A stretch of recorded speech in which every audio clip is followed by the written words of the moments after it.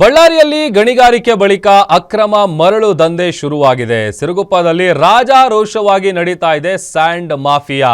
ಯಾವುದೇ ಅನುಮತಿಯನ್ನ ಪಡೆಯದೆ ಟ್ರ್ಯಾಕ್ಟರ್ ಇಟಾಚಿಯಲ್ಲಿ ಮರಳು ಸಾಗಾಟ ಎಗ್ಗಿಲ್ಲದೆ ನಡೀತಾ ಇದೆ.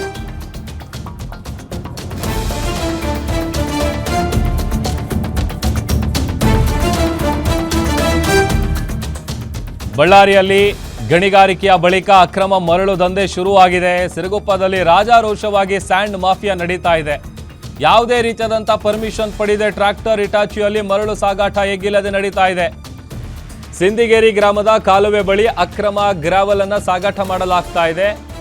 ರಾಜಾರೋಷವಾಗಿ ದಂಧೆ ನಡೀತಾ ಇದ್ರೂ ಕೂಡ ಅಧಿಕಾರಿಗಳು ಪೊಲೀಸರು ಸೈಲೆಂಟ್ ಆಗಿರೋದು ಸಾಕಷ್ಟು ಆಕ್ರೋಶಕ್ಕೆ ಅನುಮಾನಕ್ಕೆ ಕಾರಣ ಆಗ್ತಾ ಇದೆ. 15 ದಿನಗಳಿಂದ ನಡೀತಿದ್ರು ಕೂಡ ಕುರಗೋಡು ಪೊಲೀಸರು ಕಣ್ಣು ಮುಚ್ಚಿಕೊಳ್ತಿದ್ದಾರೆ. ಕಠಿಣ ಕ್ರಮಕ್ಕೆ ಸಾಮಾಜಿಕ ಹೋರಾಟಗಾರ ಉಳೂರು ಸಿದ್ದೇಶ್ ಅವರು ಆಗ್ರಹಿಸಿದ್ದಾರೆ. 15 ದಿವಸದಿಂದ ಈ ಥರದೊಂದು ದಂಧೆ ನಡೀತಾ ಇದ್ರು ಕೂಡ ಕುರಗೋಡು ಪೊಲೀಸರು ಏನು ಮಾಡ್ತಾ ಇದ್ದಾರೆ ಗೊತ್ತಿಲ್ಲದಂತೆ ಸೈಲೆಂಟ್ ಆಗಿದ್ದಾರೆ.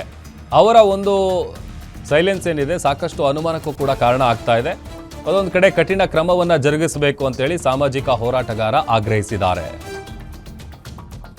ಇತ್ತೀಚೆಗೆ ಗ್ರಾವೆಲ್ ಏನು ಸಿರುಗುಪ್ಪ ತಾಲೂಕಲ್ಲಿ ಗ್ರಾವೆಲ್ ಏನು ಹೊಡಿತಿದಾರಲ್ಲ, ವಿತೌಟ್ ಪರ್ಮಿಷನ್ ಇಲ್ದಂಗೆ ಗ್ರಾವೆಲ್ ಹೊಡಿತಾ ಇದ್ದಾರೆ. ಈ ಗ್ರಾವೆಲ್ ಹೊಡಿತಕ್ಕಂಥ ಸರ್ಕಾರದ ಬೊಕ್ಕಸಕ್ಕೆ ಖಜಾನೆಗೆ ತುಂಬಾ ಲಾಸ್ ಆಗುತ್ತೆ. ಯಾಕಂದ್ರೆ ಅಲ್ಲಿರ್ತಕ್ಕಂಥ ಗಣಿ ಮತ್ತು ಭೂ ವಿಜ್ಞಾನ ಇಲಾಖೆ ಅಧಿಕಾರಿಗಳು ಏನ್ ಮಾಡ್ತಿದ್ದಾರೆ, ಪೊಲೀಸ್ ಅಧಿಕಾರಿಗಳು ಏನ್ ಮಾಡ್ತಿದ್ದಾರೆ. ಯಾಕಂದ್ರೆ ಇಂಥವೆಲ್ಲ ಸರ್ಕಾರಕ್ಕೆ ತುಂಬಾ ಲಾಸ್ ಆಗುತ್ತೆ. ಯಾಕಂದ್ರೆ ಎಲ್ಲಾ ಇಲಾಖೆಗಳು ಕಣ್ಣಿದ್ದು ಕುರುಡರಂತೆ ವರ್ತನೆ ಮಾಡಿರತಕ್ಕಂಥದ್ದು ಇದು ಮೇಲ್ನೋಟಕ್ಕೆ ಕಂಡು ಬರ್ತದೆ. ಎಂತಹ ಪ್ರಭಾವಿ ನಾಯಕರು ಮತ್ತು ಪ್ರಭಾವಿ ವ್ಯಕ್ತಿಗಳ ಬಲದಿಂದ ಇವರು ಹೊಡಿತಾ ಇದಾರೋ ಏನೋ ಗೊತ್ತಿಲ್ಲ. ಇದಕ್ಕೆ ಗಣಿ ಮತ್ತು ಭೂವಿಜ್ಞಾನ ಇಲಾಖೆ ಸಂಪೂರ್ಣ ಗ್ರಾವೆಲ್ಲು ಮತ್ತೆ ಉಸುಗು ಹೊಡೆದ್ರಲ್ಲಿ ಸಂಪೂರ್ಣ ವಿಫಲವಾಗಿದೆ ಅಂತಂದೇಳಿ ಮೇಲ್ನೋಟಕ್ಕೆ ಕಂಡು ಬರ್ತದೆ. ಮತ್ತೆ ಇದೆಲ್ಲಾ ಅಂಶಗಳನ್ನ ಕಂಡು ಬಂದ್ರ ಕೆಲವೊಂದು ಅಧಿಕಾರಿಗಳು ಇದರಲ್ಲಿ ಏನೋ ಶಾಮೀಲ್ ಆಗಿದ್ದಾರೆ ಅಂತಂದೇಳಿ ಅನಿಸುತ್ತೆ.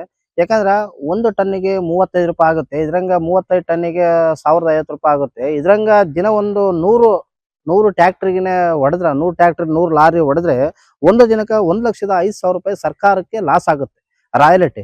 ಅದ್ರಂಗೆ ಒಂದು 200 ಟನ್ ಹೊಡೆದ್ರಿಗೇನೆ 2 ಲಕ್ಷ ರೂಪಾಯಿ ಲಾಸ್ ಆಗುತ್ತೆ ಸರ್ಕಾರದ ಖಜಾನೆಗೆ ರಾಯಲ್ಟಿ ಕಟ್ಟಲ್ದಂಗೆ ಈ ತರ ಮಾಡಿದ್ರೆ.